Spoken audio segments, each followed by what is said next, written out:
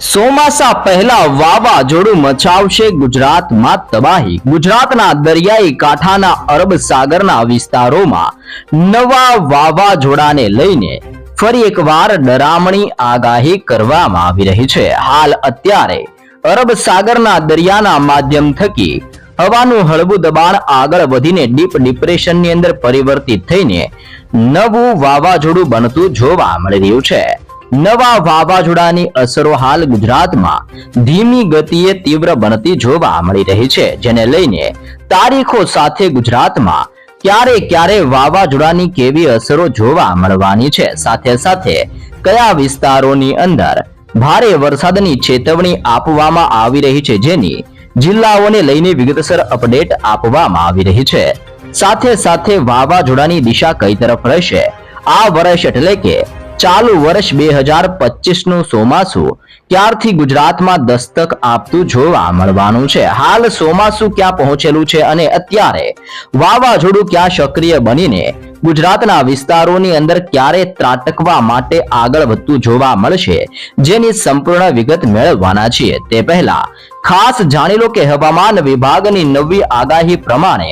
આજની રાત્રિ અને આવનાર 24 કલાકની અંદર ગુજરાતના કયા જિલ્લાની અંદર વરસાદની આગાહી આપવામાં આવી રહી છે, તો ખાસ કરીને દક્ષિણીય ગુજરાતના વિસ્તારો અને સૌરાષ્ટ્રના દરિયાઈ કિનારાના વિસ્તારમાં આવનાર 24 કલાકમાં તોફાની પવનોની તીવ્રતા અને વીજળીના ચમકારા સાથે વરસાદની મોટી આગાહી કરવામાં આવી છે।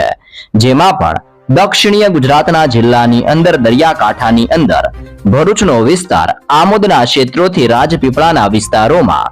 નર્મદાના જિલ્લાથી લઈને સુરતના દરિયાઈ કિનારાના વિસ્તારમાં, વ્યારાના ક્ષેત્રોથી વલસાડના વિસ્તાર, આહવાના પંથકોથી લઈને સંપૂર્ણ દક્ષિણીય ગુજરાતના વિસ્તારમાં આજની રાત્રિથી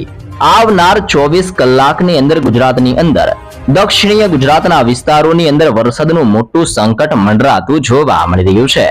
જો સૌરાષ્ટ્રના જિલ્લાઓ તરફ નજર કરીએ તો સૌરાષ્ટ્રની અંદર ભાવનગરનો દરિયાઈ કિનારાનો વિસ્તાર, સાથે સાથે અમરેલીના વિસ્તારથી ગીર સોમનાથના જિલ્લામાં આજની રાત્રિ દરમિયાન સિસ્ટમનું ભારે દબાણ સૌરાષ્ટ્રની અંદર ભૂકા બોલાવતું જોવા મળવાનું છે।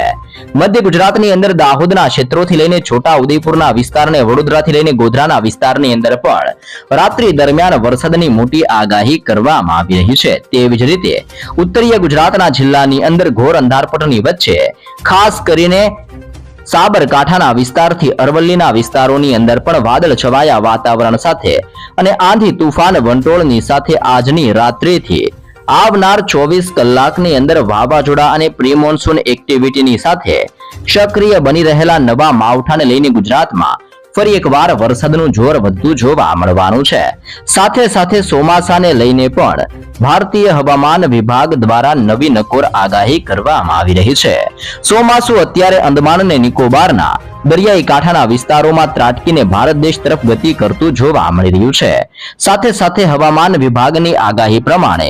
આવનારી 27 તારીખના રોજ ચોમાસું કેરળની અંદર દસ્તક આપશે, જે બાદ કેરળથી બેંગલવીના વિસ્તારથી મુંબઈના વિસ્તારો અને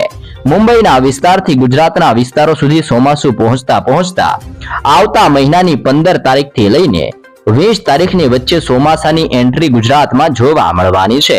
જેના કારણે ગુજરાતમાં આવતા મહિનાની 15 થી 20 જૂન વચ્ચે ભારે વરસાદની આગાહી અને ગુજરાતની અંદર વાવણી લાયક સારો એવો વરસાદ જોવા મળી શકે છે, જેવી પણ ખેડૂતો માટે મહત્વપૂર્ણ આગાહી દર્શાવવામાં આવી રહી છે।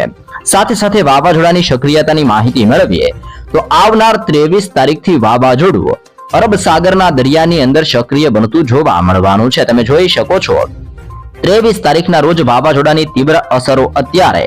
અરબ સાગરના દરિયામાંથી આવી રીતની આગળ વધીને મુંબઈના વિસ્તારોમાં પહોંચતી જોવા મળવાની છે, અને ખાસ કરીને 23 તારીખથી આવનાર 28 તારીખની અંદર